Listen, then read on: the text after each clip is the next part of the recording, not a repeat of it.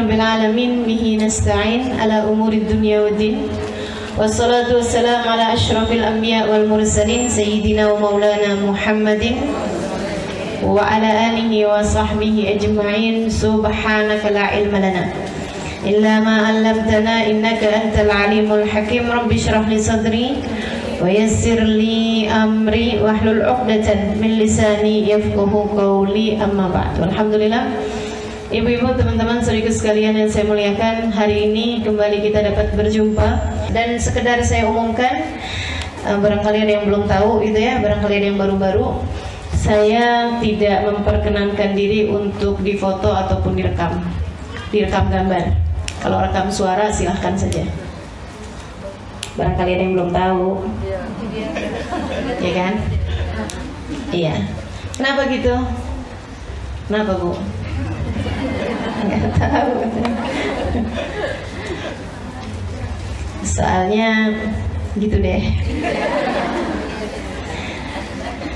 Ingin lebih bisa menjaga diri, gitu ya, Bu ya. Kalau gambar saya, foto saya ada di mana-mana, takutnya jadi menimbulkan fitnah. Udah difotonya dalam hati aja, direkamnya gambarnya dalam hati aja. Kalau rekaman suara diperkenankan, silahkan. Itu adalah dengan perizinan dari guru saya, Habib Umar bin Hafid. Jadi kalau yang suara nggak apa-apa, kan? Siapa tahu bisa buat diemin anak nangis. Baik, teman-teman sekalian yang saya muliakan, mulutmu harimaumu. Judulnya kan begitu hari ini ya. Saudariku sekalian, mulutmu harimaumu. Bahaya nih si mulut nih. Kita punya lisan ini tidak bertulang. Harus kita jaga benar-benar. Kenapa? Yang pertama, biar kata barang kecil begini nih si lisan nih. Ya Allah, ya Allah. Bisa terjadi peperangan disebabkan karenanya, bisa terjadi perselisihan karenanya, bisa terjadi fitnah karenanya, bisa terjadi berbagai macam hal dari keburukan-keburukan disebabkan karena bahayanya lisan. Maka kenapa kita harus menjaga lisan? Karena yang pertama, bahayanya luar biasa besarnya. Meski barangnya kecil, akan tetapi bahayanya begitu besar. Luka badan bisa disembuhkan dan kemudian hilang, bahkan sampai bekasnya. Tapi kalau lukanya hati, disebabkan karena lisan, seseorang mengoyak hati tersebut, bisa sampai bertahun-tahun. Bisa sampai bertahun-tahun bahayanya. Bahaya dunia pun bahaya akhirat, teman-teman saudaraku sekalian. Bahaya dunia bisa disebabkan karena lisan. Bahaya akhirat juga seperti itu. Kata Nabi Muhammad alaihi salatu wassalam, rubba kalimatin lam talqa biha balan yahwi biha fi nari jahannam sab'ina kharifa. Terkadang kalimat keluar begitu saja dari lisan seseorang, lam yalqa biha balan, dia bahkan gak ngeh, dia bahkan nganggapnya begitu aja, ternyata membuat seseorang terjerumus neraka jahanam 70 tahun lamanya. Bahaya benar nih lisan. Hati-hati, hati-hati teman-teman saudara sekalian. Bahkan seorang istri yang berkata kepada suaminya, gitu kan, aduh bang, panjang hidup mah kamu isinya sengsara mulu. Kamu gak pernah berbuat baik pada saya, gak pernah nyenengin saya. Ibu saudara sekalian, ini katanya Nabi Muhammad, buat perempuan tersebut terjerumus neraka jahanam. Meski sholatnya rapi, meski ibadahnya rapi, meskipun tahajudnya kencang, meskipun terawihnya bagus, meskipun Qur'annya panjang, meskipun apalagi bersama dengan mulut yang tidak terjaga, ibadahnya juga ala kadarnya aja. Waduh, nggak ngerti itu gimana caranya mau selamat hidup dunia dan akhirat. Ketika para sahabat menyampaikan kepada Nabi Muhammad alaihissalam, ya Rasulullah, inna jaratana sawamah qawamah. Wahai Rasul, saya punya tetangga, tukang puasa di waktu siang, tukang tahajud di waktu malam. Kayak kita ya, tapi dibalik. Tukang puasa di waktu malam. Ya Allah. Jadi teman-teman sekalian, dibilang sawamah qawamah, ahli puasa, ahli tahajud. Ghaira annaha tu'ti jarataha bilisaniha, akan tetapi dia adalah orang yang suka nyakitin tetangganya dengan lisannya. Sampai tetangganya pada ngindarin, kalau mau lewat liatin dia dulu. Ada gak depan rumah? Kalau ada depan rumah mending muter aja dah. Jauhan dikit nggak apa-apa, yang penting nggak kena komentarnya yang nggak enak. Ada aja gitu. Ya Allah, ya Allah. Kan ada model orang kayak gitu. Tiap ngomong pedes. Kalau nggak pedes pahit. Kalau nggak pahit asem. Ya Allah. Nah ini bahayanya kita nih. Kita kalau disebutin orang kayak begitu, kita nggak nunjuk diri sendiri gitu. Bahayanya kita nih. Ya Allah, mudah-mudahan ilmu kita manfaat. Begitu kayak begitu nggak bilang ada nggak? Ada, nggak bilang iya saya. Nah gitu. Tapi kita nginget orang, saya bukan gitu ya. La ilaha illallah. Mudah-mudahan Allah bimbing kita. Allah jaga kita, Allah pelihara kita. Amin. Cuman dia suka nyakitin orang, wahai Rasul, dengan lisannya dia. Gimana nih? Nabi dengan serta-merta menjawab, innaha finnar, sungguhnya tempatnya di neraka. Serem bener. Yuk kita jaga kita punya lisan. Insya Allah. Bahayanya sangat amat besar. Kemudian yang kedua, kenapa kita perlu jaga lisan-lisan kita? Teman-teman saudaraku sekalian yang saya muliakan, karena lisan ini adalah semacam komandan bagi seluruh anggota tubuh. Kita tahu bahwa hati kita adalah rajanya. Hati kita adalah presidennya, gitu ya, bagi seluruh anggota tubuh kita. Jadi kalau dia bagus, rakyatnya bakalan bagus. Kalau dia benar, semuanya bakalan jadi benar. Kan gitu kata Nabi. Ala inna fil jasadi mudghah, idza saluhat saluhal jasad kullu wa idza fasadat fasadal jasad kullu, ala wa hiyal qalbu. Kata Nabi Muhammad, ketahuilah dalam seluruh anggota tubuh terdapat segumpal darah. Kalau bagus dia bagus semuanya, kalau rusak dia rusak semuanya. Ketahuilah segumpal darah tersebut adalah hati. Ini hati, ini sumbernya nih, pusat pemerintahan adanya di hati. Tapi komandannya adalah lisan. Lisan ini teman-teman saya sekalian, kelihatannya kayak nggak terlalu ngaruh untuk anggota badan yang lain. Tapi ternyata nggak gitu. Setiap pagi, idza asbahas sabah, kata Imam Ghazali dalam Minhajnya, beliau mengatakan idza asbahas sabah, apabila datang waktu pagi, yaqulul a'dha lil lisan. Semua anggota tubuh nih bilang sama lisan, ya lisan, in istaqamta istaqamna wa in wajajta i'wijajna. Wahai lisan, kami serahkan urusan kami padamu untuk kamu komandani, untuk kamu komando. Kalau kamu lurus, kita lurus. Kalau kamu bengkok, kita bengkok bersama denganmu. Jadi kalau lisannya bilang kanan, anggota tubuh semuanya ikutan kanan. Kalau lisannya bilang kiri, anggota tubuh semuanya bakalan kiri. Maksudnya gimana? Teman-teman saudaraku sekalian yang saya muliakan, kalau ingin memperbaiki seluruh anggota tubuhmu yang 7 nih, bukan termasuk hati ya di situ ya. Kalau mau benahi anggota tubuh yang 7, semuanya memang bergantung dari hati. Tapi mau ngerjain kebaikan-kebaikan, itu juga lisan punya pengaruh yang cukup besar. Kalau dia benar, biasanya anggota tubuh yang lain bakalan benar. Kalau lisan nggak benar, bakalannya seluruh anggota tubuh yang lain nggak benar. Karena lisan ini juga merupakan juru bicaranya hati. Orang kan nggak kelihatan nih, kalau lagi diem kayak begini nih, semuanya nih nggak kelihatan. Baik nggak kelihatan. Apalagi pakai kerudungan semua, tutup aurat semua, gitu ya. Semuanya kayak orang baik semua. Amin. Begitu ngomong, baru tuh kelihatan. Alhamdulillah kalau di majlis kan nggak banyak ngomong. Saya doakan yang ngomong. Jadi yang ketahuan baik nggak baiknya saya doakan. Ya Allah, ya Allah. Ini nih lisan nih. Kalau dia baik, baik seluruh anggota tubuh. Kalau dia rusak, rusak seluruh anggota tubuh. Ikutan, ngaruh, ketularan. Jadi nih kalau ngomongnya orang tuh setiap kali ketemu orang ngomongin orang. Tiap kali di jalanan kerjanya ngumpat orang. Tiap kali apa aja ngomongnya nggak pernah bagus gitu. Itu nanti liatin aja. Mata bakalan ikut nggak bener ngelihatnya. Telinga bakalan ikut nggak bener lihatnya. Kaki bakalan melangkah ke tempat-tempat yang nggak bener. Tangan bakalan bergeraknya nggak bener. Yang masuk ke dalam perut pun bakalan menjadi sesuatu yang nggak baik. Lisan semuanya. Kalau baik baik semuanya, kalau nggak baik semuanya. Makanya teman-teman saudaraku sekalian, coba perhatikan. Kalau pagi-pagi tuh ucapan pertamamu tuh apa? Pagi-pagi. Lagi kalau yang bangunnya terlambat. Sial nih, misal, gitu ya. Udah langsung, ya ampun, nih mama telat nih. Waduh, ngomel pagi-pagi.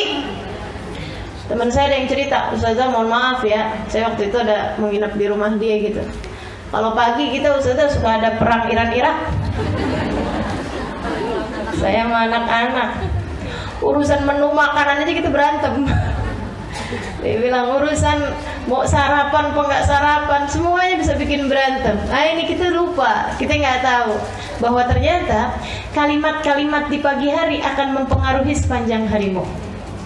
Maka jagain ya, ngomongnya yang baik, ngomongnya yang benar. Ibu-ibu sekalian, nggak pernah dengar suaminya, bagi yang punya suami nih, nggak pernah dengar suaminya bilang, saya tuh kalau pagi-pagi udah berantem sama kamu, sepanjang hari semuanya berantakan.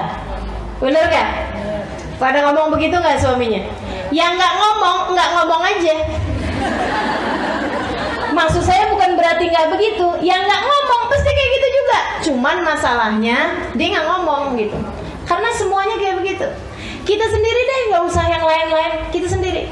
Kalau pagi-pagi udah berantem sama suami, berantem sama anak gitu, sepanjang hari bakalan berantakan apa nggak harinya? Berantakan. Kayak jagain lisan. Jagain lisan.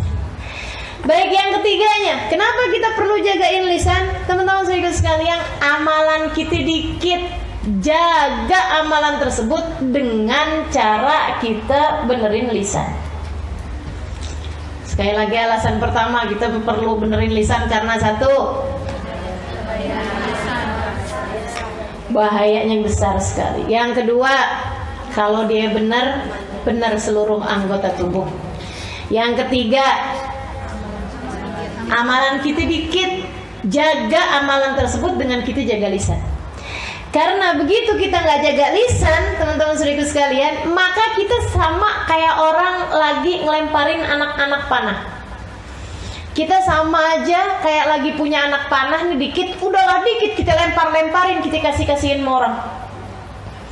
Gitu. Jadi sayangin amal-amal kita. Setiap kali kita ngomong gak bagus sama orang, itu kita lagi lemparin kebaikan-kebaikan kita. Terutamanya ghibah. Orang tuh kalau kita gibah, kita nih kalau berghibah, teman-teman sekalian, lagi transfer pahala kepada orang lain. Nabi Muhammad cerita, kata Nabi Muhammad, araftum manil muflis, tahukah kalian siapa orang yang muflis, orang yang bangkrut? Sahabat bilang, yang punya duit lebih sedikit daripada jumlah utang, wahai Rasul. Kenapa bangkrut? Iya enggak? Bu, yang pada dagang. Kita kalau punya uang, punya aset lebih sedikit daripada jumlah hutang yang kita punya, namanya kita adalah orang bangkrut. Kata Nabi Muhammad alaihi wasallam, oh iya, itu bangkrut menurut kalian. Terus bagaimana menurutmu wahai Rasul? Nabi cerita, orang bangkrut adalah orang yang datang di hari akhirat nanti bawa pahala segede gunung. Dia seret-seret pahala itu dengan perasaan bangga di padang mahsyar. Sampai kemudian datanglah hari perhitungan. Faja'al ghurama, datanglah kemudian para penuntut. Dia bilang sama malaikat, wah ya Allah, mereka bermunajat pada Allah, ya Allah, orang ini pernah ngomongin saya di dunia. Ya Allah, orang ini pernah fitnah saya waktu di dunia.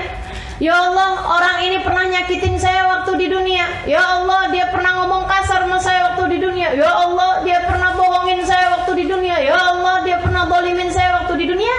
Allah kemudian bilang, ambil pahala dia seukuran kezaliman yang telah dia lakukan. Jadi pada ngambilin tuh. Ada yang ngambil dikit, ada yang ngambil banyak, seukuran sama pekerjaan sama kezaliman dia yang dia lakukan di dunia. Udah habis amalnya, kemudian sampai habis gunung amalnya dia, masih ada orang nyempil datang lagi. Ya Allah, dia pernah ngatain saya waktu di dunia. Ya Allah, Allah ambil pahalanya. Udah habis ya Allah, taruh dosa kamu buat dia. Itu muflis, namanya orang bangkrut. Ini kalau bawa pahala segede gunung. Kebayang kalau kita udahlah amal kita dikit, kemudian kezaliman kita mau orang banyak, kerjaannya tiap hari ngomongin orang, tiap hari ngata-ngatain orang. Ya Allah, di hari akhirat nanti apa enggak bangkrut double kita? Apa enggak bangkrut sampai ke ujung kita? Ya Allah, ya Allah. Maka sayangi lisanmu, sayangi amalmu, jagalah lisanmu. Sayangi kita punya amal yang udah tinggal dikit ini dengan cara kita jaga benar-benar lisan kita, insya Allah. Kemudian teman-teman saya sekalian, jagain apa tadi? Amal kebaikan, karena amal kebaikan kita sedikit. Hal terakhir, kenapa kita perlu jaga lisan-lisan kita? Malu sama siapa? Sama malaikat. Malu sama Allah. Allah As-Sami, Allah Maha mendengar. Malu sama malaikat, terutamanya malaikat Raqib dan Atid. Malu saudariku sekalian sama diri kita sendiri, sama semua manusia. Malu sama Nabi Muhammad. Karena semua yang kita lakukan, semua yang kita ucapkan, bukan begitu aja kalimat keluar dari lisan-lisan kita. Akan tetapi semuanya ditulis, terutamanya malu sama malaikat Raqib, sama malaikat Atid. Katanya Habib Ali Habsyi, 100 tahun yang lalu ya, beliau bilang, ya Allah, nih orang-orang nih ya pada kurang ajar.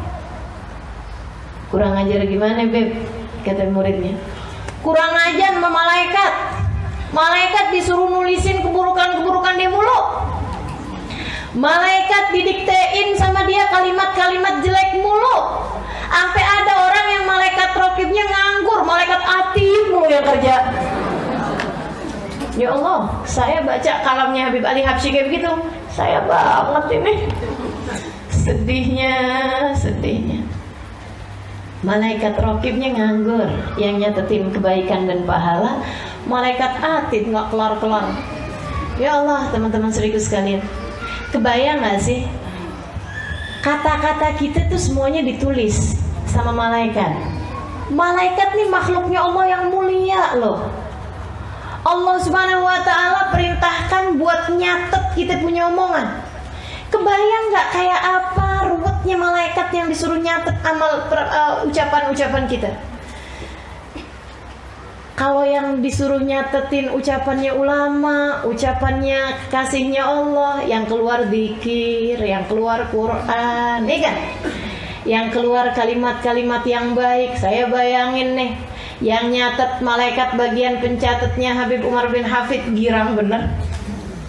Dari pagi sampai malam ucapannya bagus semua. Yang disuruh nyatetin Hubaba Nur, girang, malaikat senang bener. Giliran yang disuruh nyatet Halimah Ali terus. Disuruh mencatat dirimu, malaikatnya, ya Allah, ini kata-kata gak jelas semuanya. Sumpah serapah, ngomongin orang, ejekan sama orang lain. Inna lillahi wa inna ilaihi rajiun. Malaikatnya ini kapan kelarnya sini orang? Gitu. Saat kita lagi ngomongin orang, malaikatnya ampun ya, nih anak nih, ya Allah. Ya Allah, ya Allah, ya Allah. Gitu. Disumpahin kita sama malaikat. Disumpahin kita sama malaikat. Makanya begitu ruhnya keluar, malaikatnya bergirang. Malaikat Raqib sama malaikat Atid girang bener begitu ruhnya keluar meninggal dunia. Alhamdulillah ya Allah, keluar dari urusan sama dia nih. Gitu. Tinggalan malaikat yang kemudian bawa ruhnya. Mereka bawa ruhnya dengan penuh rasa kebencian sama orang tersebut. Ya Allah, jauhkan dia dari rahmat-Mu ya Allah. Begitu ditanya sama malaikat penjaga langit pertama, siapa yang kamu bawa? Siapa kamu, apa yang kamu bawa? Saya malaikat, apa yang kamu bawa? Ruhun khabitha min jasadin khabith. Kami bawa ruh yang jelek dari jasad yang jelek. Jasadnya sampai ikut-ikutan kena. Walaupun jasadnya waktu di dunia perawatan, walaupun jasadnya waktu di dunia bentuknya bagus kayak apapun, begitu perbuatan yang dia tuliskan adalah jelek, amal perkataan yang dia tuliskan jelek, nah itu ikut-ikut kebawa jelek juga. Malu kita nih ya. Makanya mesti jagain lisan-lisan kita agar kita tidak merasa malu, terutama sama malaikat-malaikat yang mulia. Sebab ma yalfidhu min qaulin illa ladaihi raqibun atid. Tidaklah seseorang mengucapkan satu ucapan kecuali akan ditulis sama malaikat Raqib dan malaikat Atid. Kata Habib Umar, orang nih ngomong terus, kata Habib, dia nggak paham. Omongan itu bakal ditulis malaikat Raqib, bakal ditanya ketika masuk dalam kuburan, bakal ditanya ketika dia berada di mahsyar, bakal diperhitungkan kalimat demi kalimat di padang mahsyar di hari perhitungan. Itu nggak mencegah mereka untuk berkata-kata yang dipilih gitu. Padahal kalau misalnya kita ngomong itu pakai ada pulsanya, segitunya aja orang mau berhemat. Bener nggak? Kita kalau telepon sama orang-orang di Saudi Arabia misalnya gitu ya, lagi telepon lagi orang kita lagi umrah atau lagi haji, ya Allah kita susun dulu yang rata, yang rapi. Apa aja yang mau diomongin, pulsanya mahal. Kita irit-irit omongan seini mungkin, sepadat mungkin gitu ya. Karena memang akan kita tahu bahwa itu ada pulsanya. Saudariku sekalian, yang kita omongin setiap hari ini bukan hanya sekedar pulsa. Akan tetapi perhitungan di hari akhirat nanti yang kalau kamu celaka, innalillahi wa inna ilaihi rajiun, gak ada sesiapa pun bisa menyelamatkanmu. Tidakkah apa yang Allah tuliskan dalam Al-Quran bahwa semuanya akan ada pembahasannya, akan ada perhitungannya? Tidakkah itu seharusnya mencegah kita dari mengatakan sesuatu yang tidak kita perlukan, dari mengatakan sesuatu hanya yang memang bermanfaat bagi kita. Mudah-mudahan kita bisa jaga lisan-lisan kita. Amin ya rabbal alamin. Ya wailata hadzal kitab la yughadiru saghiratan wala kabiratan illa ahsaha. Orang-orang kafir, orang-orang ahli maksiat, begitu dibuka buku rapotnya, semua ada, semua ketulis, buku sejarah hidup kita. Kalimat-kalimatnya tertulis, mereka teriak, ya wailata hadzal kitab, ya ampun, di buku ini nyeremin bener. La yughadiru saghiratan wala kabiratan illa ahsaha. Enggak gede, enggak kecil, semuanya ada di situ semua. Itu katanya Sayyidina Ibnu Abbas alaihi ridwanullah ketika mentafsirkan makna saghiratan, yang kecil-kecil juga ketulis di situ. Katanya beliau mengatakan bahwa ketika kamu ketawa nggak ditulis Halimah jam sekian ketawa, nggak gitu, tapi ditulis hahaha-nya berapa itu ada semuanya. Ngeri ya. Malu kita sama Allah, malu kita sama malaikat, malu kita sama semua hambanya Allah ketika dibangkitkan di hari akhirat nanti. Ini hal-hal yang seharusnya membuat kita mau lebih menjaga lisan-lisan kita. Nggak sama orang yang ngerti dengan orang yang nggak ngerti. Baik kemarin-kemarin kita nggak ngerti, hari ini kita udah ngerti. Maka mudah-mudahan mulai hari ini sampai sisa umur kita lebih pintar buat jaga lisan kita, insya Allah, insya Allah. Amin ya rabbal alamin. Gitu ya. Sekarang pembahasannya, ini dosa-dosanya lisan apa aja? Oke, baik, insya Allah, bismillah. Niat. Nah, niat mau jaga lisan.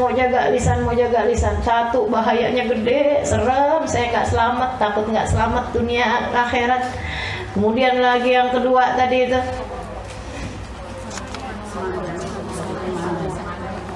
iya, kepengen bisa jaga lisan biar anggota tubuh juga jadi lebih gampang untuk kita jaga juga. Karena semua anggota tubuh tergantung lisan sebagai komandannya.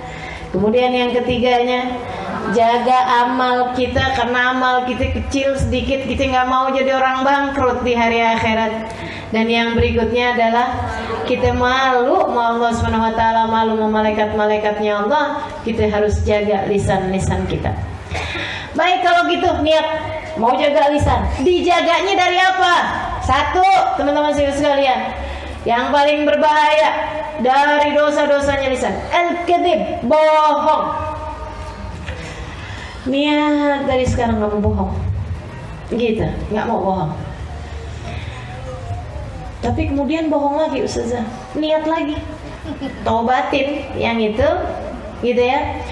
Kalau perlu tiap kali kita bohong, kita harus omongin sama orang tersebut yang kita bohongin, kita susulin, maaf ya, tadi itu bohong saya, gitu. Sehingga nantinya jadi nggak kebiasaan. Kalau setiap kali kita bohong, kita harus susuli kebohongan tersebut dengan penjelasan, keterangan kepada orang yang kita bohongi. Kan jadinya kita malu, ya kan? Sehingga akhirnya ke depan-depannya nggak bohong. Karena teman-teman sekalian, ini bohong nih perkara yang kelihatannya kecil padahal gede. Nabi pernah satu ketika ditanya, ya Rasulullah, ayashrabul mu'minul khamar? Rasul, orang muslim ada nggak yang minum minuman keras? Kata Nabi Muhammad, na'am itu ada sih kadang, tapi kemudian dia taubat. Ini syarat muslimnya adalah taubatnya. Sebab kalau meninggal dunia dalam keadaan masih menjadi pemabuk, gitu ya, dia tidak akan meninggal dengan membawa iman dan Islam. Nauzubillah min dzalik. Na'am itu kata Nabi Muhammad. Ya Rasulullah, yaznil mu'min. Orang muslim, orang mukmin ada nggak yang berzina? Bukan berarti ngentengin dosanya zina ini ya, tapi ada nggak gitu orang mukmin terjerumus dalam dosa zina kemudian dia bertaubat? Artinya kalau ada seseorang yang kemudian asalnya dia berzina kemudian dia bertaubat, jangan dipikir wah nggak mungkin, itu si neraka udah kangen sama dia tuh. Belum tentu teman-teman. Kalau dia taubat, pintu rahmatnya Allah, pintu taubatnya Allah SWT masih mungkin untuk terbuka bagi. Kata Nabi Muhammad, na'am wa yatub. Ada, tapi kemudian dia taubat Allah SWT. Ya Rasulullah, ayasidul mu'min alal mu'min. Ada nggak orang mu'min hasad sama orang mu'min lainnya? Na'am wa yatub. Kata Nabi Muhammad, ada, tapi kemudian dia bertaubat. Nabi disebutkan beberapa dosa, semuanya Nabi Muhammad bilang na'am wa yatub, na'am wa yatub, na'am wa yatub. Bahkan dosa-dosa yang besar seperti yang tadi saya sampaikan. Sampai kemudian, ya Rasulullah, ayakdzibul mu'min. Wahai Rasul, ada nggak orang mukmin yang bohong? La, kata Nabi Muhammad, nggak ada. Innama yaftaril kadhiba alladziina la yu'minuna billah. Karena hanya orang yang tidak beriman kepada Allah yang bisa ngarang-ngarang cerita, yang bisa bawa-bawa cerita, yang bisa bohongin orang banyak. Itu hanya orang yang tidak beriman kepada Allah. Jadi pikiran kita nih, adakah kita muslim di sisi Allah?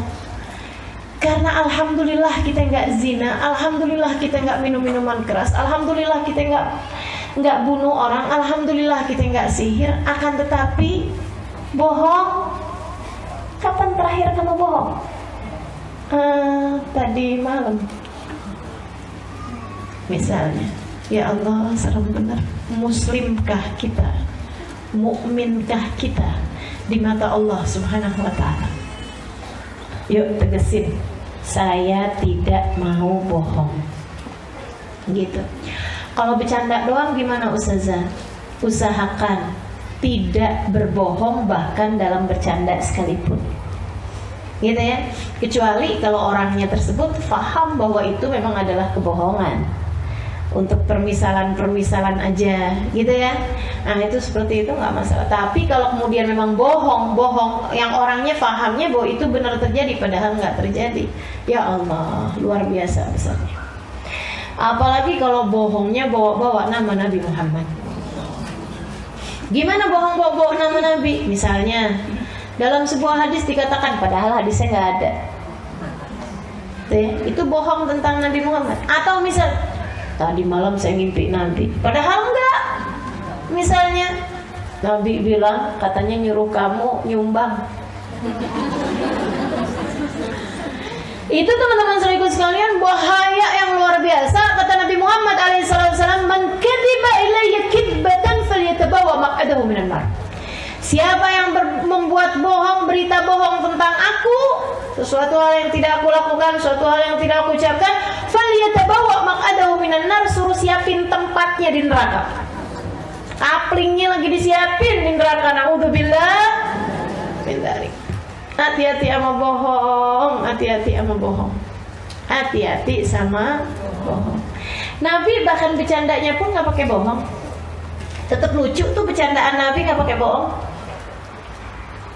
Tahu bercandaannya Nabi? Ada orang mau berangkat, izin berangkat, pamitan Nabi berangkat pergi dagang. Nabi kemudian bilang, "Oh iya, silahkan aja.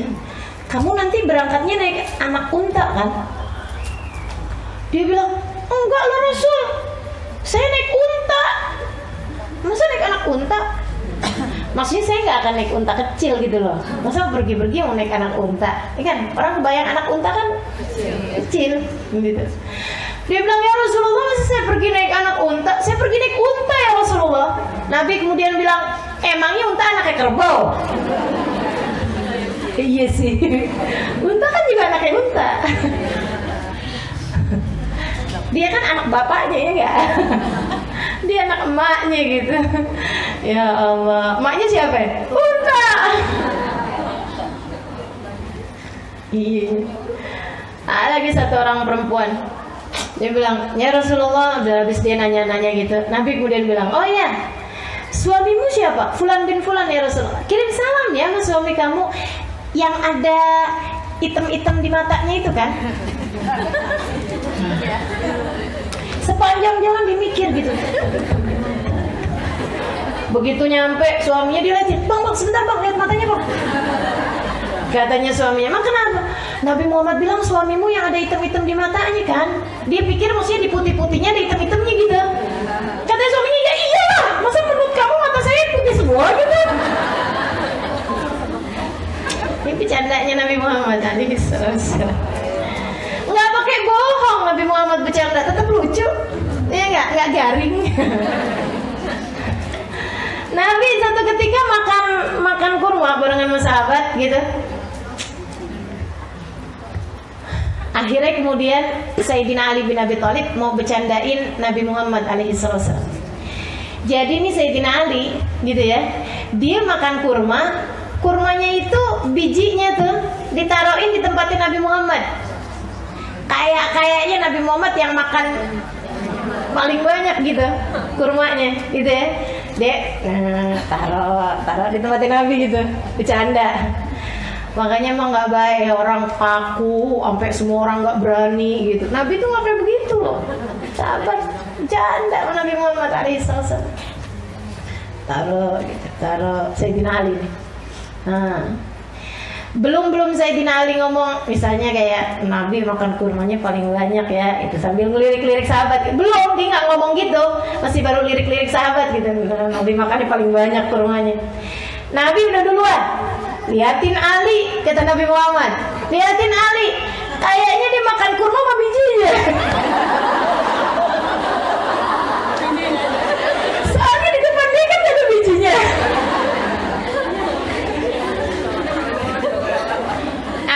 Salatu wassalam. Nyenengin Nabi itu ya bercandanya, nggak pakai bohong teman-teman sekalian, nggak pakai bohong. Alaihi salam. Mudah-mudahan Allah Subhanahu Wa Taala kasih kepada kita kemuliaan akhlaknya Nabi Muhammad alaihissalam. Ma kadzib qattul hayati. Nabi Muhammad nggak pernah bohong sekalipun seumur hidupnya, Bahkan untuk urusan darurat sekalipun. Urusan darurat Nabi nggak pakai bohong. Teman-teman juga sekalian yang saya muliakan, Nabi Muhammad misalnya urusan darurat kayak apaan tuh? Yang padahal tempat tersebut tuh udah boleh bohong. Itu segitunya Nabi nggak pakai bohong. Nabi pernah satu ketika sebelum beliau jadi Rasul, sebelum Nabi Muhammad diutus menjadi Rasul, lagi zaman-zaman umur gitulah 30-an tahun barangkali. Suatu ketika Nabi lagi berdiri di satu tempat di pengkolan jalan gitu ya. Nabi lagi nungguin seseorang, Nabi diri di situ. Ada orang lari-lari. Dia kemudian bilang kayak begini, Muhammad, Muhammad tolongin saya, Muhammad, Al-Amin tolongin saya, Al-Amin. Kata Nabi, kenapa? Saya dikejar orang karena dikira saya bunuh, mereka mau bunuh saya balik. Ada orang mau bunuh saya, ada sekelompok masyarakat mau bunuh saya. Mereka bilang saya bunuh orang, jadi kan dibunuh lagi tuh. Padahal saya enggak, katanya gitu.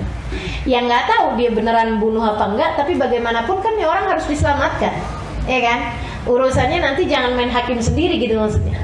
Dia kemudian lewat jalanan tersebut, Nabi Muhammad bilang, iya, akan saya tolongin kamu gitu maksudnya.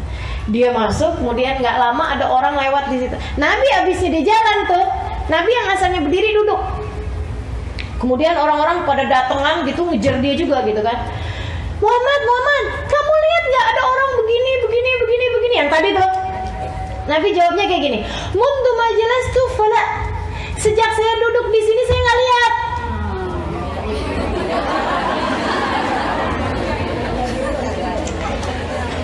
Sejak saya duduk di sini saya nggak lihat, karena ngelihatnya lagi. Segitunya dalam keadaan darurat. Nabi Muhammad nggak pakai bohong, teman-teman sekalian. Nah, tapi jangan kemudian ini darurat nih, saya cari cara dah bahasa. Nggak gitu juga ya.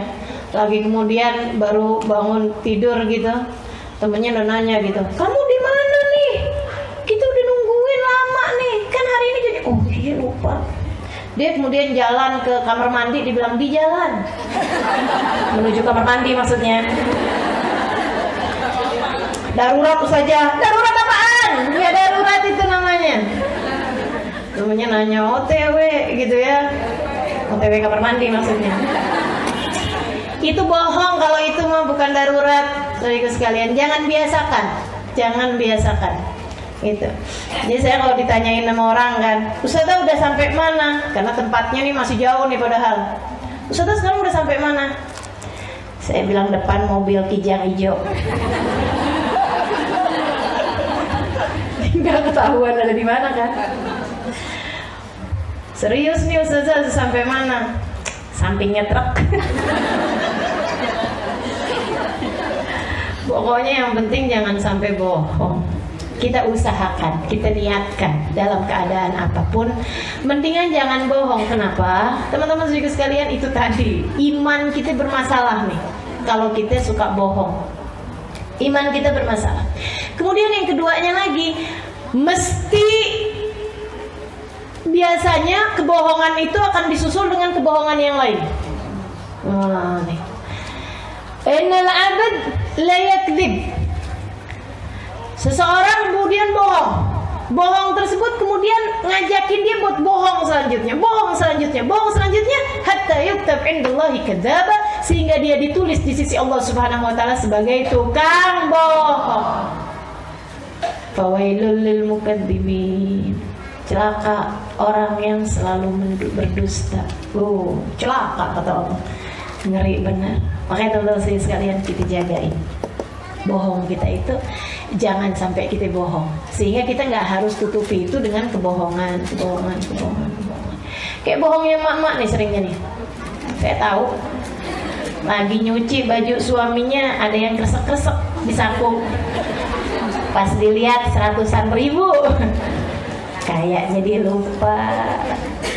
Kita beliin dah lipstick, kita beliin barang. Suaminya nanya, nggak kelihatan duit saya 100 ribu di saku. Enggak.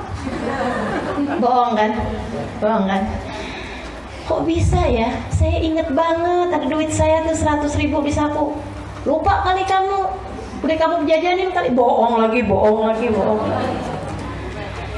Yang nyuci kemarin siapa? Kalau kemudian yang nyuci orang lain, si ini, jangan-jangan dia Allah, jadi akhirnya panjang. Padahal bilang aja, ya ampun bang, saya kirain abang lupa. Udah saya beli lipstick bang, kan buat saya dandan depan abang juga. Beres urusan. Jadi teman-teman saudaraku sekalian, kamu nggak harus bohong pokoknya, nggak harus bohong. Usahakan selalu jujur dalam segala sesuatu, sehingga kamu nggak harus nutupinnya lagi dengan kebohongan. Nabi pernah sangat marah kepada Sayyidah Asma binti Abi Bakar. Adalah seorang sahabat yang luar biasa. Datun nitaqain, kata Nabi Muhammad, pemilik 2 sabuk. Karena dia tuh yang nyampein makanan kepada Nabi waktu Nabi Muhammad sembunyi di gua Tur, waktu Nabi Muhammad hijrah ke Madinah. Nabi sangat sayang kepada beliau, kakak ipar, ya. Jadi dia adalah kakaknya Sayyidah Aisyah, kan itu ya.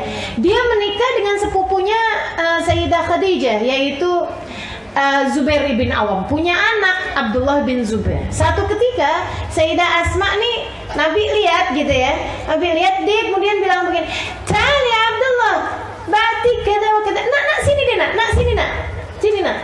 Ngomong mama anaknya, "Nanti mama kasih ini gitu. Nanti mama kasih ini gitu." Nabi kemudian berkata sama Asma, "Ya Asma, idza aradti an tu'ti fala bas." Asma, kalau kamu emang beneran mau ngasih dia sih nggak apa-apa. Tapi kalau enggak Asma, kamu sebenarnya enggak mau ngasih dia, cuman mau biar dia datang, gitu ya. Kamu janjiin sesuatu. Ibu-ibu sih yang saya liatin seringnya kayak gini, jangan nangis nak, jangan nangis, nanti mama. Nah tuh. Kalau emang beneran sih nggak apa-apa, nanti mama beliin kamu pesawat. Kalau pesawatan, gitu ya. Itu kalau emang kita niat mau beliin dia pesawatan gitu, nggak apa-apa. Tapi kalau misalnya enggak, katanya Nabi Muhammad, "Faqad kadzibti," kamu udah bohong. Wa lam tibnakil kadzib, dan kamu udah ngajarin anakmu bohong. Dan yang ketiga, wa kutibti indallahi kadzabah, kamu akan ditulis di sisi Allah sebagai tukang bohong. Segitunya bohong sama anak kecil, semua dari kita ngerjain. Gimana kalau bohong sama orang dewasa? Gimana kalau bohong sama orang yang seharusnya kita hormati? Suamimu misalnya, orang tuamu misalnya, orang-orang yang kamu sayangi, kamu bohongin. Innalillah wa inna ilaihi rajiun. Jagain, jangan bohong.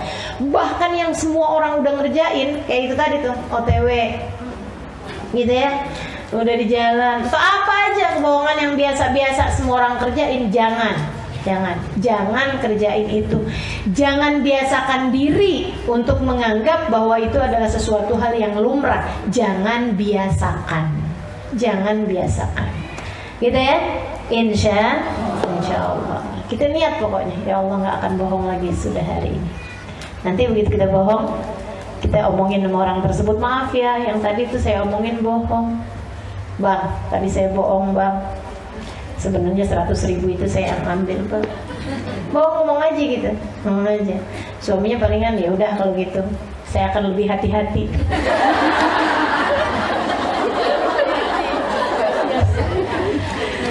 Ya Allah, begitu ya. Jadi teman-teman saudara sekalian, saya muliakan, jangan biasakan bohong. Bahkan hal yang kecil sekali. Nanti kalau udah setiap kali kita bohong, kita terangin sama orang tersebut bahwa kita bohong gitu ya, nanti lama-lama kita akan ngerem diri untuk bohong, sehingga akhirnya insya Allah nggak akan bohong lagi. Bersama dengan niat di dalam hati, mulai hari ini tidak akan ada kebohongan keluar dari lisan kita, insya Allah. Kemudian yang kedua, wah ini bahayanya nggak kalah gede nih. Apa tuh? Ghibah, yaitu ngomongin orang, teman-teman saudaraku sekalian. Kata Allah, wailul likulli humazatil lumazah, celaka orang yang suka membicarakan aib orang lain di belakangnya atau membicarakan aib orang lain depannya. Maksudnya ta'ir dia, maki dia, caci dia, depannya dia berarti, atau di belakang, ngomongin di belakang, sama-sama celakanya. Wailul likulli humazatin lumazah. Humazah tuh yang hamz, maksudnya yang pelan-pelan, jadi di belakang gitu. Kalau yang lumazah terang-terangan di depan dia gitu ya. Nah itu dua-duanya sama-sama celaka. Ketika ditanya apa itu ghibah wahai Rasulullah yang disebutkan oleh Allah Subhanahu wa taala dalam Al-Qur'an, gitu ya. Katanya Nabi Muhammad, "Dzikrak akhal muslim bima yakrah law sami'ah." Ghibah adalah membicarakan aib saudaramu, membicarakan sesuatu tentang saudaramu yang kalau dia dengar dia bakalan marah, dia bakalan kesel, dia bakalan gak senang. Gitu, itu namanya ghibah. Walaupun benar Rasulullah, walaupun benar, kalau kamu bohong, faqad bukti kamu telah fitnah. Jadi kalau kita bohong, kita benar ngomongin orang sesuatu yang memang ada dalam diri dia gitu, memang ada dalam diri dia, itu namanya kita udah ghibah. Kalau ternyata bohong bersama dengan ghibah, kita ditambah fitnah. Dan fitnah ini asyaddu minal, lebih berat daripada pembunuhan. Emang benar banget ya, pembunuhan tuh pembunuhan karakter. Baik, saudara sekalian, saya melihatkan Allah mengatakan tentang urusan ghibah nih dalam Al-Qur'an. Kata Allah Subhanahu wa taala, "Fala yaghtab ba'dukum ba'dha yuhibbu ahadukum an ya'kula lahma akhihi maitan fakarihtumu." Janganlah seorang di antara kalian membicarakan aib orang lain itu sama aja kayak makan daging orang tersebut dalam keadaan bangkai. Teman-teman saudara sekalian yang saya muliakan, saya pernah tahu baunya bangkai manusia. Pernah tahu saya. Jadi di daerah sekitaran perjalanan antara Situbondo ke Banyuwangi itu kita udah ngelewatin hutan, namanya hutan Baluran. Satu ketika kita buka kaca karena mau lewat nih dalam keadaan, maksudnya kan itu kan hutan gitu ya, bagus udaranya, apalagi mobilnya jarang-jarang yang lewat di situ gitu. Jadinya kan udaranya bagus tuh, lagi enak gitu ya. Tiba-tiba keciuman bau busuknya sampai pengen muntah. Wah, langsung buru-buru tutup kaca. Wow, sampai benar-benar tersiksa. Ya Allah, yang asalnya lapar bayangin makanan enak, nggak ada yang enak. Kita kan kalau lagi keciuman bau yang sangat busuk, itu kan udah enak, sampai lagi lapar sekalipun nggak nafsu makan makanan apa. Bahkan kita lagi makan aja kadang bayangin bau kayak begitu, udah nggak nafsu makanannya. Akhirnya udah sampai, udah lewat ininya, lewat hutannya, udah lewat baunya, baru deh tuh, ya Allah, bisa tutup, bisa buka hidung gitu. Saya tanya, ini bau ampun luar biasa kayak begini, bau apaan? Bau bangkai orang. Biasanya ada orang gila ustazah, dia bilang kalau di ini buang tuh suka dibuang di hutan gitu kan, enggak, dia jalan ke hutannya 30 kilometer. Jadi itu kan dia nggak ada yang ngasih makan, nggak ada yang apa, sampai kemudian kelaparan dalam keadaan mati gitu di tengah hutan situ. Baunya emang kayak begitu tuh susah, kayak gitu. Iya Allah, ya Allah, baunya nggak pernah saya cium bau lebih busuk daripada itu. Allah bilang, kamu kalau lagi ngomongin orang tuh kayak makan bangkai itu. Kira-kira nih ya, kalau ada orang cakep, bener cakep, alisnya kayak bulan sabit, ininya bulu matanya anti kiamat, nggak cuma anti badai lagi nih kayaknya ya. Kiamat sekalipun nggak bisa bikin bulu matanya. Misal gitu, wah udah cakepnya luar biasa gitu ya. Begitu dia ngomong, bau busuk dari mulutnya kayak abis makan bangkai. Ada yang betah nggak deket sama perempuan kayak begitu? Nggak ada. Ini kata Allah Subhanahu Wa Taala, demikian kamu setiap kali abis ngomongin orang, bau mulutmu itu kayak abis makan bangkai. Makanya kenapa ghibah batalin puasa? Karena makan bangkai, teman-teman sekalian. Dan itu yang diceritakan Nabi Muhammad SAW. Ketika satu waktu Nabi memerintahkan semua orang Madinah buat puasa, semuanya puasa, dan ketika kemudian waktunya buka, Nabi Muhammad bilang, jangan ada yang buka kecuali dengan izin saya. Waktu maghrib semua orang dapat izin buka kecuali 2 orang perempuan. Nabi diem aja waktu mereka izin berbuka. Sampai kemudian mereka malu untuk ngomong sama Nabi. Ada laki-laki dimintain tolong dong sampein sama Nabi, kita boleh buka apa enggak? Nabi dia kemudian masuk, ya Rasulullah, inna imra'atan tahtal bab. Wahai Rasul, ada 2 orang perempuan depan pintu rumahmu. Tasta'dinani laka an taftura, mohon izin padamu untuk berbuka. Nabi Muhammad bilang, bawa baskom, ambilin baskom. Bawain baskom. Kenapa Rasul? Murhuma anta tegaya fi hadzal wi'a. Suruh 2 orang perempuan tersebut muntah di tempat ini. Ibu keluar. Nih, Nabi kalian berdua suruh muntah. Gimana muntah? Kita kan puasa sepanjang hari ini. Yang ada kita lagi lapar minta izin buat masukin makanan, bukannya kemudian malah ngeluarin makanan dari perut. Dia bilang, saya juga nggak ngerti, tapi yang saya pahami Nabi itu ma yantiqu anil hawa in huwa illa wahyun, nggak pernah berbicara apa yang dia inginkan, akan tetapi semua ucapannya adalah wahyu dari Allah SWT. Ya muntah. Yang satu nungging keluar daging busuk, darah nanah busuk luar biasa. Wah, ampe dianya sendiri tuh kebauan, kebusukan. Dianya sendiri sampai tutup hidung gitu. Habis dia, kemudian yang satu lagi kayak gitu, keluar lagi kayak begitu juga. Dia pakai tangan sebelah bawa tuh baskom, tangan sebelahnya lagi tutupin hidung si laki-laki ini, masuk ke dalam rumah Nabi. Ya Rasulullah, keluar beginian ya Rasulullah. Muntah dia. Katanya Nabi Muhammad, innahuma samata ma halallahu lahuma wa aftarata bima yahrumullah alaihima. 2 orang perempuan tersebut puasa nggak mau makan barang halal bagi mereka, tapi mereka batalin puasanya dengan makan barang haram. Makan barang halal, kita kalau nggak mau makan nasi uduk, padahal halal. Nggak mau minum kopi, padahal halal, karena kita lagi puasa, kan gitu ya.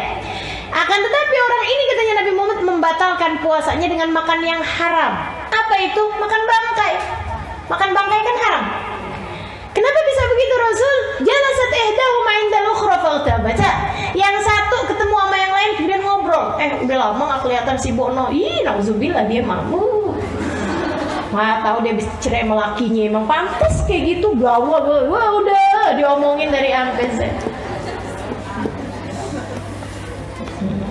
Kalau anaknya gimana? Apalagi anak, ya ampun dah. Semuanya tuh ya Allah, ya Allah, ya Allah. Ini kita punya lisan memang benar-benar harus terjaga, teman-teman sekalian. Karena kadang-kadang lagi ngomongin orang, bukan cuma orangnya doang yang diomongin, segala rumahnya diomongin, masakannya diomongin, apaannya semuanya diomongin. Inna lillahi wa inna ilaihi raji'un. Katanya Allah dalam Al-Quran, janganlah seorang di antara kalian membicarakan aib orang lain sama kayak makan bangkai daging saudaranya sendiri. Gitu ya. Tapi kalau kamu diomongin sama orang, biarin aja. Itu tadi yang saya bilangin, dia lagi transfer pahala sama kita. Kita malah mestinya terima kasih. Jangan transfer balik. Kamu habis diomongin sama orang, sama si Indah. Kamu ngomongin kamu, dia ngomongin apa sama saya? Katanya kamu begini. Saya mah biarin aja kalau dia ngomongin sama dia. Saya juga tahu dia itu siapa. Dia kan juga bla bla bla. Itu habis ditransfer, dia transfer balik. Mending kalau nggak lebih banyak. Kalau lebih banyak kan jadinya malah utang. Bukannya dia yang bangkrut gitu ya, malah bukan orang itu yang bangkrut, malah dia yang bangkrut. Abis itu dia ngomong, biarin aja, saya mau diomongin sama dia. Ntar di hari akhirat saya ambilin pahala dia. Padahal balik.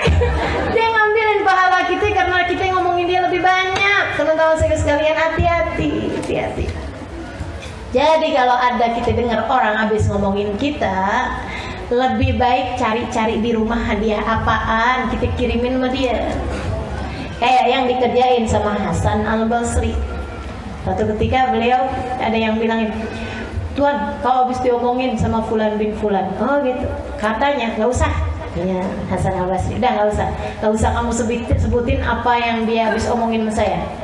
Saya cuma mau tahu rumahnya di mana. Dapat barang. Samperin sama beliau. Tok pintu. Assalamualaikum. Dalam tanya, siapa? Hasan Al-Basri. Habis saya omongin nih. Datang ke rumah nih, kayaknya mau ngelabrak nih. Kata Hasan Al-Basri, bukain pintu. Kamu nggak usah khawatir. Ma'arad tu bika illa khair.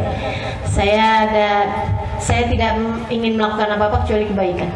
Dibukain pintunya, dia kemudian bilang, saya dengar kamu habis kirim-kirim pahala sama saya. Saya cari-cari hadiah apa gitu yang pantas atas kebaikan yang kamu udah lakukan. Saya cuman ketemu rutop, kurma basah tuh. Dia bilang, ambillah ini untukmu. Terima kasih atas kebaikan yang kamu lakukan. Bengong orang. Gitu gimana? Kita kerjain apa enggak nih? Ya begitu kita dengar ada orang habis ngomongin kita, langsung transfer pulsa. Makasih ya. Saya dengar kamu habis kirimin pahala, jadi saya kirimin pulsa. Bismillah, mudah-mudahan. Bohong. 2, riba. 3, ta'yir. Apa tuh ta'yir? Nyinyir. Nyinyir. Tahu nyinyir nggak teman-teman? Ini bahasa nyinyir, bahasa adik-adik sekarang nih, nyinyir. Ngomongin sesuatu yang buruk di depan orang itu gitu. Menghina gitu. Ih, gitu ya. Genit amat sih tuh cewek gitu. Ih. Ya ampun, gitu nyinyir gitu. Katanya Nabi Muhammad alaihi wasallam, "Ma'ayyaru ahadukum musliman illa waqamithlu qabla an yamut." Tidaklah seseorang menghina orang lain atas satu perbuatan, menghina yang merasa jijik gitu loh. Kecuali dia nggak akan mati kecuali sudah mengerjakan apa yang dia hinakan tersebut. Hati-hati. Itu cewek genit banget, suami orang direbut sama dia. Gitu misalnya. Pelakor tuh katanya. Perebut laki orang. Saya baru tahu loh istilah itu. Ya Allah, ya Allah. Teman-teman saya sekalian, hati-hati. Begitu kita nyinyir sama seseorang, kita gak akan mati kita kecuali setelah ngerjain perbuatan tersebut. Mau? Nggak mau, makanya hati-hati. Kata Sayyidina Ali bin Abi Thalib, "Lau ayyartul hubla la khasyitu an ahbal." Dia bilang, abis Nabi Muhammad ngomong kayak begitu, saya nggak pernah mau hina atau nyinyir sama siapapun, bahkan orang yang hamil. Gitu. Saya takut kalau saya nyinyiran orang yang hamil, Allah kasih kehamilan sama saya. Itu Sayyidina Ali bin Abi Thalib. Dari benernya semua ucapannya Nabi Muhammad alaihi salatu wassalam. Hati-hati, jagain lisan. Apalagi kemudian namimah. Apa tuh namimah? Adu domba. Bukan domba sih yang diadu. Kita bawa omongan dari satu orang ke orang yang lain biar orang tersebut kemudian berselisih paham. Gitu ya. Biar orang tersebut ada rasa kebencian. Yang sering terjadi ini di keluarga. Seorang istri ngomong sama mertuanya jelekin suaminya. Ntar dia ngomong sama suaminya jelekin ibunya dia. Ibunya suaminya jelekin mertuanya. Sehingga antara anak sama ibu jadi terpisah. Jadi rasa ada saling benci gitu. Bang, kamu bang habis diomongin bang sama ibu kamu tuh bang. Katanya nggak bisa kerja lah. Katanya inilah itulah gitu. Nanti bilang sama mertuanya gitu, mami nggak tahu aja nih anak mami itu kayak apaan. Waduh, sampai antara emak sama anaknya jadi jauh hatinya. Ini yang ngerjain kayak begini, siap-siap dunia, siap-siap akhirat. Siap-siap di dunia bakal digituin sama mantu-mantunya. Siap-siap di akhirat bakal dipisahin dari orang yang dia cinta. Sebab siapa yang memisahkan antara orang tua dengan anaknya, bahkan kambing sekalipun. Kalau kambing kita beli, dia punya anak gitu ya, nggak boleh dibeli emaknya doang, anaknya enggak. Apalagi kemudian dibeli untuk disembelih, emaknya doang, dia punya bayi kambing yang lagi nyusu. Ini katanya Nabi Muhammad alaihissalam, siapa yang memisahkan antara ibu dari anaknya, bahkan kambing, di hari akhirat nanti dipisahkan dia dari orang yang dia cintai. Itu kambing. Apalagi orang, apalagi suamimu, apalagi dia sama mertua sama ibunya dia sendiri. Kamu memisahkan antara dua orang tersebut, bersiap-siaplah di hari akhirat nanti kamu terpisah dari orang-orang yang kamu cinta. Serem teman-teman saya sekalian. Namimah bahaya, gitu ya. Sampai Nabi Muhammad bilang, la yadkhulul jannah namam. La yadkhulul jannah namam. Enggak akan masuk surga orang yang suka namimah. Apalagi dosanya mulut. Ini kita mesti rada cepet-cepetan ini ya, karena banyak nih, ada 10 yang saya tulisin, yang saya siapin. Baru berapa tuh tadi? Sumpah palsu. jangan biasa sumpah. Wallahi anak nggak gitu. Wallahi anak nggak bakalan begini. Wallahi, jangan, udah deh gitu. Nama Allah loh teman-teman saudara sekalian, la taj'alullah urdatan li aymanikum. Kata Allah, janganlah kalian jadikan Allah sebagai bahan untuk sumpah-sumpah kalian. Maksudnya biar dipercaya pakai wallahi. Makanya jangan suka bohong. Jadi orang nggak usah kamu pakai sumpah juga udah percaya. Kenapa kamu ngerasa perlu pakai sumpah ketika bilang sama suamimu, ketika bilang orang tuamu, ketika bilang sama sahabatmu, misalnya gitu ya? Karena selama ini kamu suka bohong sih, jadinya orang-orang nggak gampang percaya, gitu ya. Sampai ada orang gitu, saya bilang coba dong ceramah, kayaknya ngomongnya bener, maksudnya kayaknya ngomongnya pinter gitu. Dia bilang, Ustazah, saya kalau ceramah baru ngomong assalamualaikum aja orang bilang bohong. La ilaha illallah. Ya Allah, ya Allah. Jadi gitu, kita nggak akan perlu bersumpah, apalagi pakai nama Allah kalau kita selama ini tidak bohong, gitu ya. Kan seneng anaknya setiap kali kita bilangin langsung percaya, nggak usah pakai cross check karena dia tahu ibunya nggak bohong. Suamimu ketika kamu bilang sesuatu dia nggak perlu cross check karena dia tahu istrinya nggak bohong, kan enak jadinya. Dipercaya sama setiap orang. Yuk kita biasakan sehingga kita tidak merasa perlu bersumpah. Imam Asy-Syafi'i alaihi ridwanullah, kata Imam Syafi'i, ma halaftu billahi qad, saya nggak pernah sumpah dengan nama Allah sama sekali seumur hidup saya. La sadikan wala kadiban, bener aja saya nggak sumpah, apalagi bohong, nggak pernah saya, kata Imam Syafi'i. Kenapa? Ya Allah, nggak pantas banget saya sebagai seorang hamba pakai nama Allah buat kepentingan saya.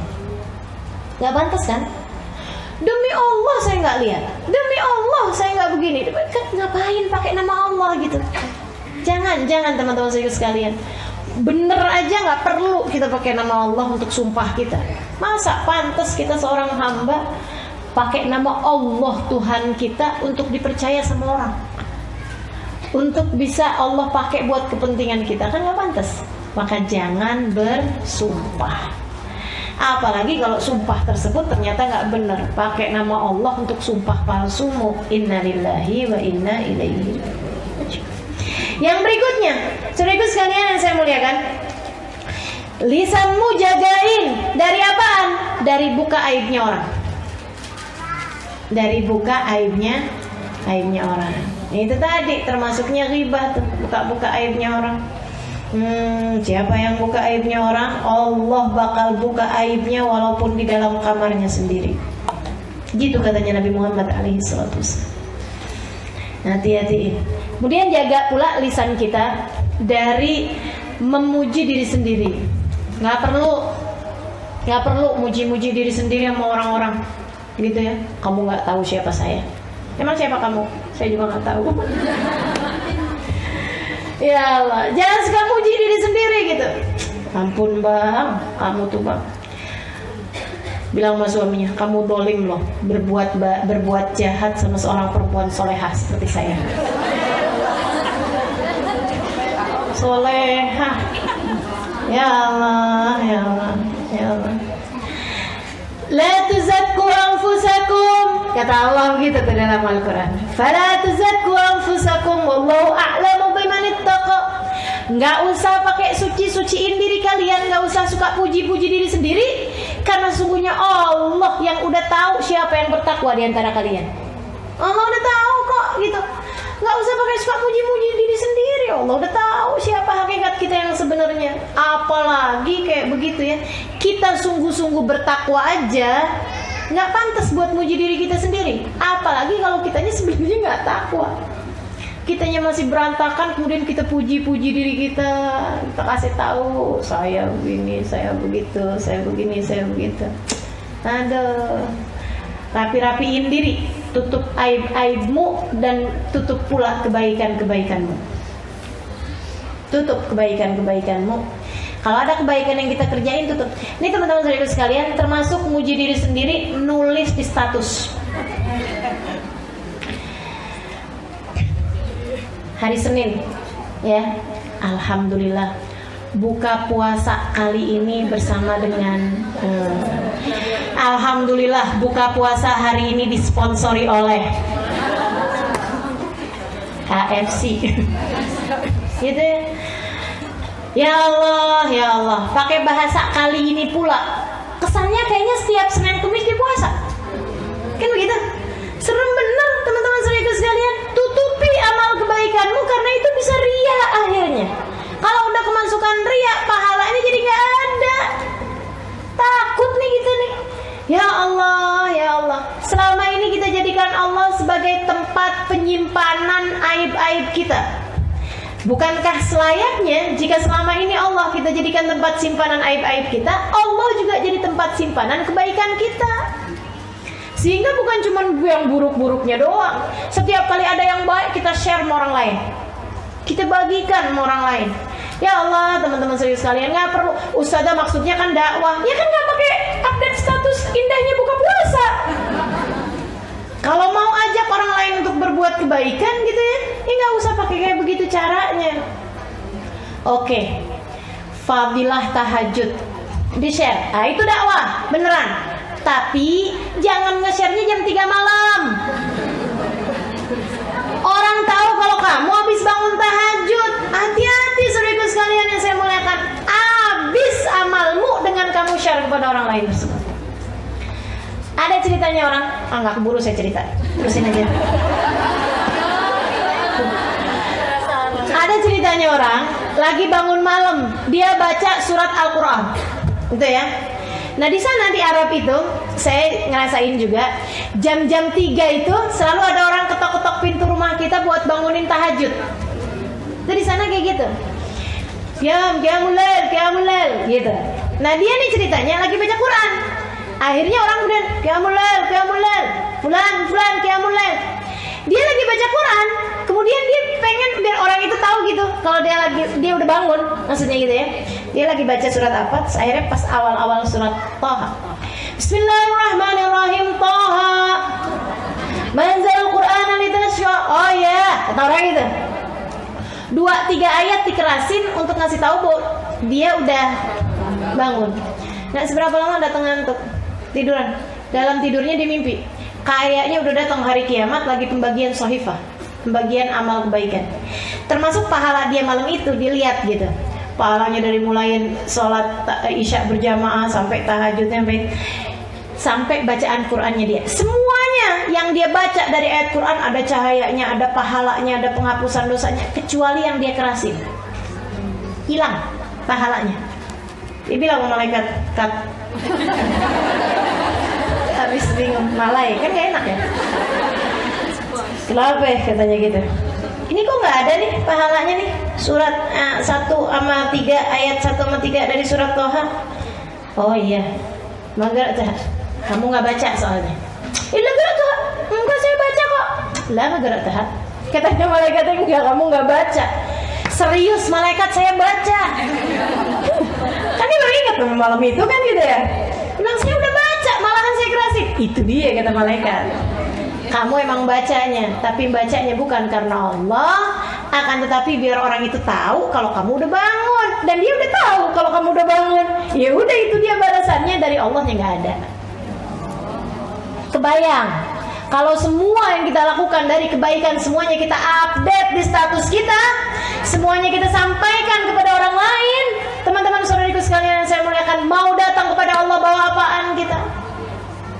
Bawa dosa-dosa. Inna lillahi wa inna ilaihi raji'un.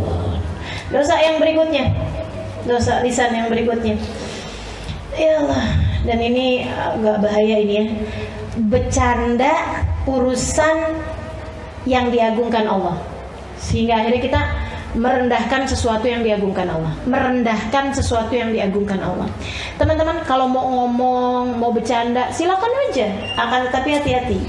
Jangan bawa-bawa hal-hal yang diagungkan sama Allah. Ada banyak orang zaman sekarang bercanda-bercanda urusan Al-Quran. Kan gitu ya.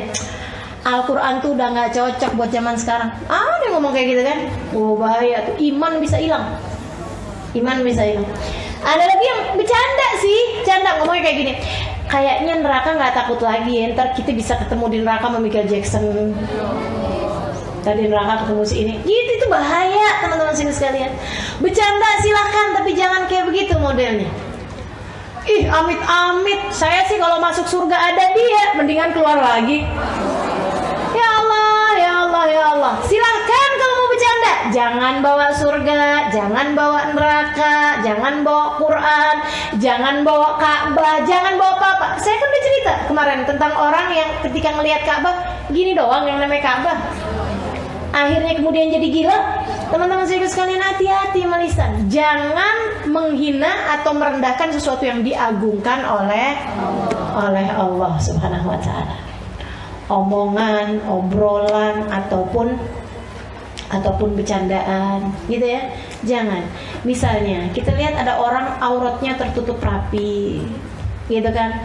Pakai penutup muka pula gitu. Jangan dibuat-buat bercandaan. Itu kan dia kayak begitu karena jerawatnya banyak. Itu syariat agama Allah, teman-teman. Syariat agama Allah.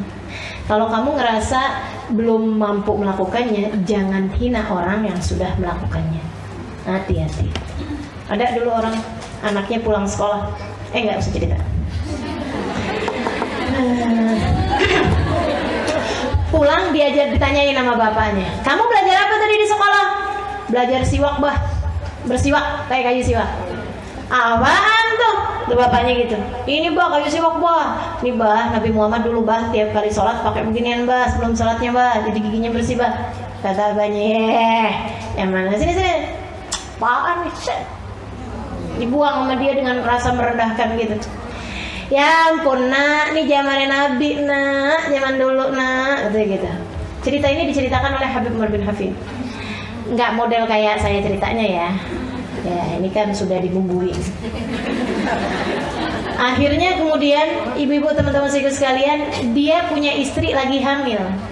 Oh dia ngomong kayak gini, apaan nih? Ini sih buat melempar anjing gitu. Dia punya istri lagi hamil. Istrinya kemudian melahirkan anak mukanya mirip anjing. Dia sangat marah, kemudian keadaannya stres berat, depresi. Dia satu malam dia ambil pedang, dibunuh tuh anak.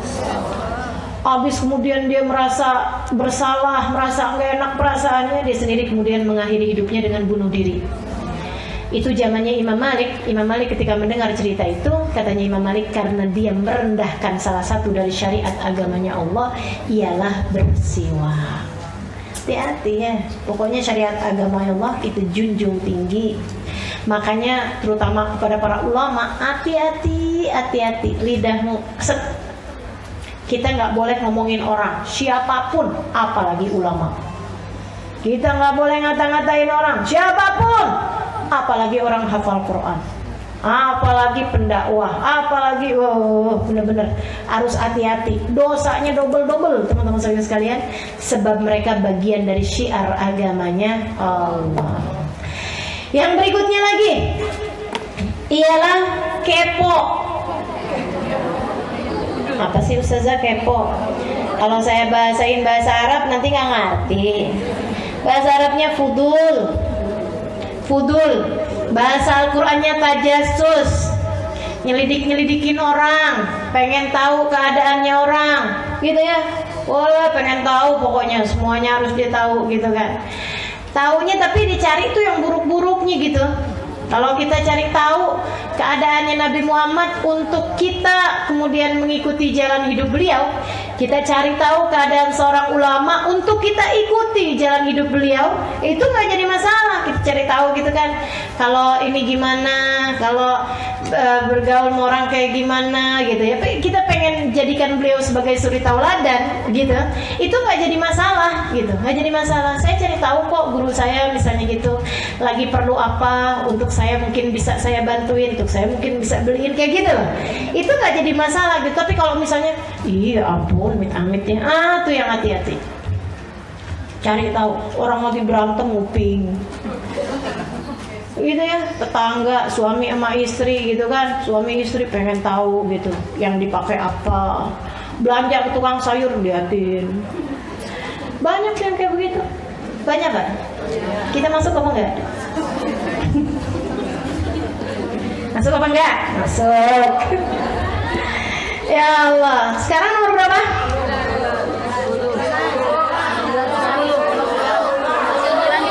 Ini ada hilafiyah ulama gini. Iya, jangan kepo itu kan. Tadi ya. Nomor berapa? 9. Sekarang 10. Oke, ya. Sekarang 10. Hindari perdebatan. Perdebatan, saudaraku sekalian, itu dosa yang luar biasa. Katanya Nabi Muhammad SAW, "Man tarakal mira wa muhik wa huwa mubtil, banallahu lahu baitan fi rabtil jannah. Man tarakal mira wa huwa muhik, banallahu lahu baitan fi wasatil jannah." Wa 'alal jannah ya Rasulullah liman hasun akhlaquh. Kata Nabi Muhammad, siapa yang meninggalkan perdebatan padahal dia benar, padahal dia salah, dia emang keliru, dia nggak ngerti ilmunya, dia nggak paham, gitu ya. Siapa yang meninggalkan perdebatan padahal dia salah, emang dia nggak ngerti gitu ilmunya, gitu, Allah akan bangunkan bagi dia sebuah rumah di surga yang bagian bawah. Tenang teman-teman, biar kata bawah juga adem.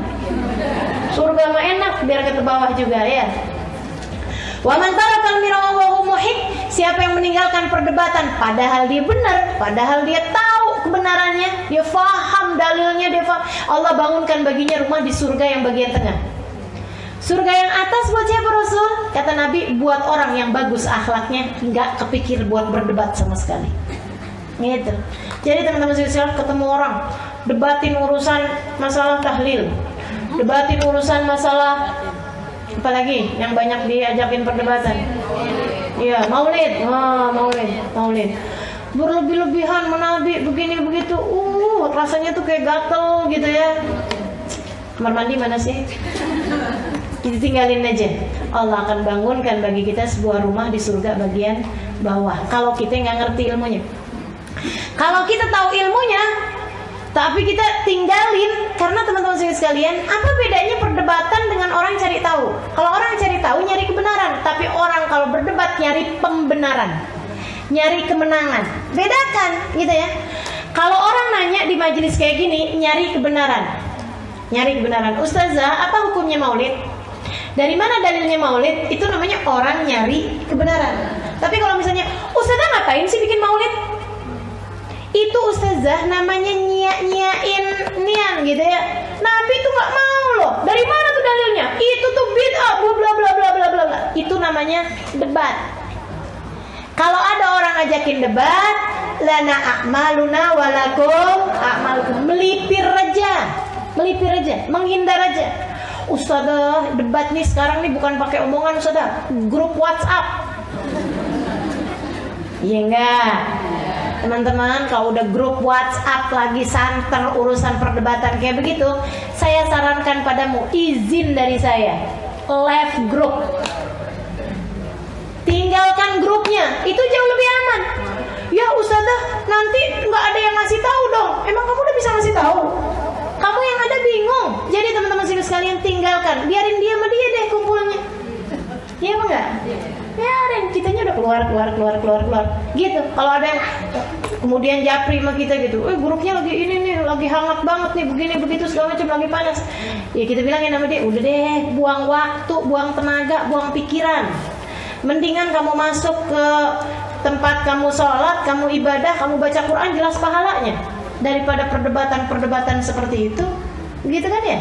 Nah, tinggalkan perdebatan. Jadi teman-teman sekalian itu. Dan yang terakhir, qauluzur, ucapan-ucapan yang hina, bercandaan-bercandaan yang modelnya kayak mendekatkan kepada perzinahan itu loh. Kan emak-emak suka bicara-bicara tentang, mohon maaf ya, kayak malam pertama, ya gitu-gitu tuh, hal-hal yang kayak gitu-gitu tuh. Nah itu hati-hati, lidahmu itu, lisanmu itu, jagain dari hal-hal yang seperti itu. Jangan kamu bawa-bawa buat membicarakan hal-hal yang hina seperti itu. Pokoknya intinya, yang kita nggak mau kalimat tersebut ada di dalam buku rapot kita, buku kehidupan kita, dibuka di hari akhirat nanti kita malu. Tutup lisanmu dari mengatakan yang seperti itu, gitu kan? Yang kita nggak mau ada kalimat-kalimat seperti itu di dalam catatan perbuatan kita, gitu ya. Kita tutup rapat-rapat. Seenggaknya pastikan semua kalimat yang keluar dari lisanmu terdiri dari pastikan 3 hal. Yang pertama, pastikan tidak ada bohong. Yang kedua, pastikan ada manfaatnya, baik manfaat akhirat ataupun manfaat dunia. Kemudian yang ketiga, pastikan kalimat yang keluar dari lisanmu tidak ada orang yang merasa tersakiti dengannya. Gitu kan? 3 hal tersebut. Yang pertama apa tadi? Nggak ada bohongnya. Yang kedua, pastikan ada manfaatnya. Yang ketiga, pastikan tidak ada yang merasa tersakiti. Mudah-mudahan Allah jaga lisan-lisan kita, sehingga kelak lisan kita akan menyaksikan segala kebaikan bagi kita sekalian, insyaallah. Amin ya rabbal alamin. Rabbana zalamna anfusana wa illam taghfir lana wa tarhamna lanakunanna minal khasirin. Rabbana atina fid dunya hasanah fil akhirati hasanah wa qina adzabannar. Da'wana fi subhanakallahumma wa tahiyatuhum fiha salam. Akhiru da'wana anil hamdulillahi rabbil alamin. Allahumma ya man wafaqa lil khair lil khair wa antahum alaih wa fiqna lil khair wa inna alaihi. Ya Allah, sebagaimana Engkau memudahkan para kasih-kasih-Mu untuk menjaga lisan-lisan mereka, ya Allah, mudahkanlah pula lisan-lisan kami untuk menjaga dia, ya Allah, sehingga hanya kalimat yang membuat keridhaan-Mu saja yang keluar dari lisan-lisan kami. Ala hadhihi niyyah bi kulliyah salihah ila hadratin nabi al-fatihah.